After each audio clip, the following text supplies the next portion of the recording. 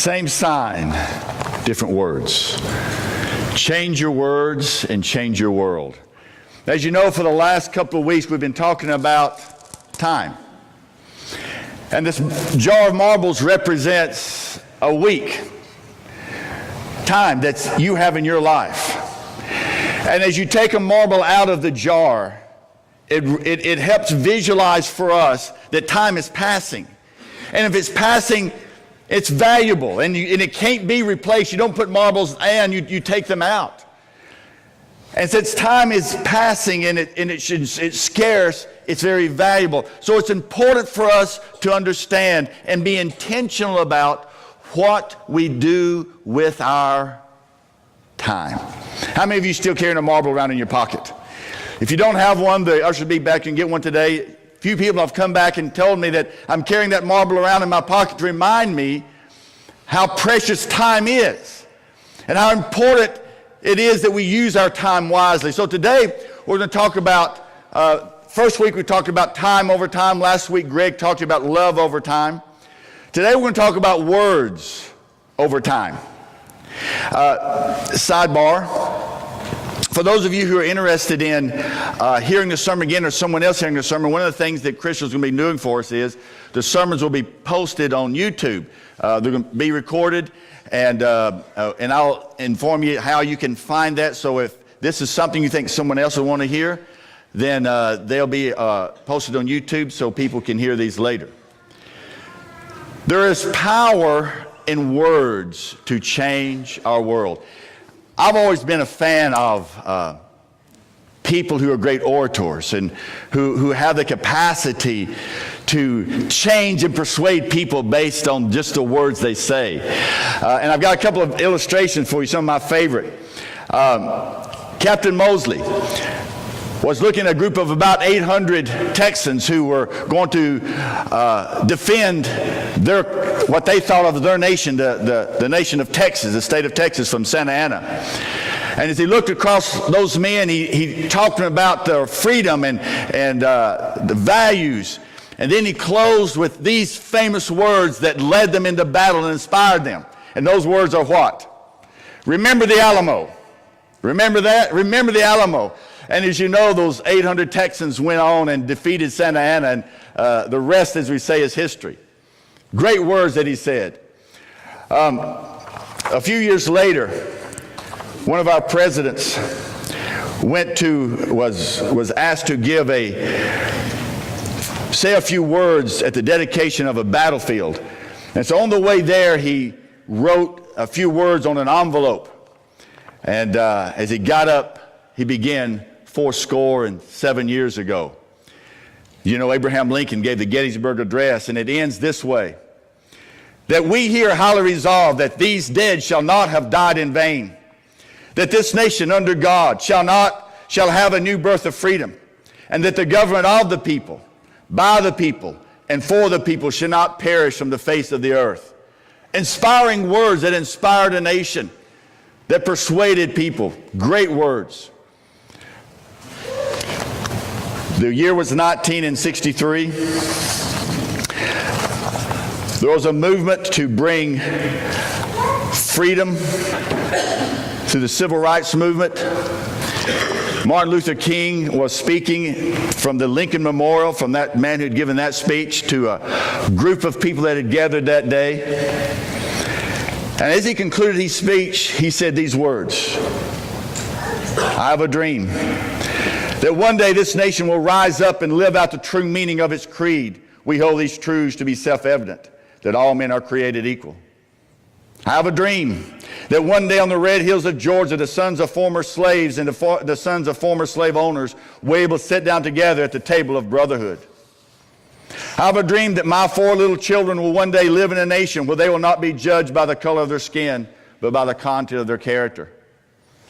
And as you know, those words lit a fire in the civil rights movement and went on to change and transform our nation. They were just words, but those words had power. They had force. They had meaning. They changed lives. They changed ideas. One of my very, very favorite, if you would give me the freedom to read a little bit of this speech was Winston Churchill. I believe that one of the reasons that the British people were able to endure night after night of bombing, to endure the great hardships that they did, wasn't the bullets or the bombs or the munitions they had, but they had a leader of Winston Churchill who every evening would share with them over the radio and talk to them. A man of courage, a man of great words. And here's some of the words that he spoke to them that I think gave them the resistance in their heart and the fortitude to resist giving in. I love what he says. This is what he says. We shall not flag or fail. We shall go on to the end. We shall fight in France. We shall fight on the seas and the oceans. We shall fight with growing confidence and growing strength in the air. We shall defend our island, whatever the cost may be. We shall fight on the beaches. We shall fight on the landing grounds. We shall fight in the fields and the streets. We shall fight in the hills. We shall never surrender. I get chills just hearing that, don't you? What inspiration that must have been to those people when they heard those words. Those words from their leader that they would never surrender. And that gave them the strength to endure the hardships they were enduring. Permit me one more brief quote from Winston Churchill, one of my favorites. Hitler knows that he shall have to break us in this island or lose the war. If we can stand up to him, all Europe may be free, and life of the world may move forward into broad sunlit uplands. But if we fall, then the whole world, including the United States, including all that we've known and cared for, will sink into the abyss of a new dark age, made more sinister and perhaps more protracted by the lights of perverted science. Let us therefore brace ourselves to our duties, and so bear ourselves that if the British Empire and its commonwealth lasts for 1,000 years, men shall still say, this was their finest hour. Doesn't that give you chills? Doesn't that inspire you? Someone who can stand before people who are undergoing great persecution and great hardship and inspire them and encourage them with words. I admire that because words carry power. John F. Kennedy stood before a nation and said, ask not what this country can do for you, but ask rather what you can do for this country. And inspired a generation by those words. Maybe there have been words that have inspired you at some time in your life. When I was teaching a Sunday school class at North Anderson Church of God while I was in seminary, and going through a lot of difficult times, there was a poster that someone had hung up on the doorway that I passed through to go to that class. And so I saw it every time I passed through and did not pay much attention to it at all. But I would read it every time I went through. And there came a time in my life when I had to make a choice, a decision. And those words, Todd, this is the very last slide of the PowerPoint. And those words came back to my mind, and many, many, many times.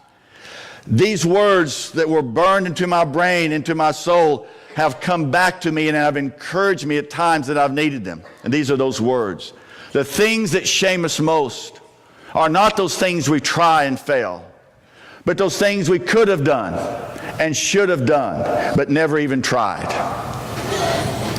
And that encourages me to step out on faith.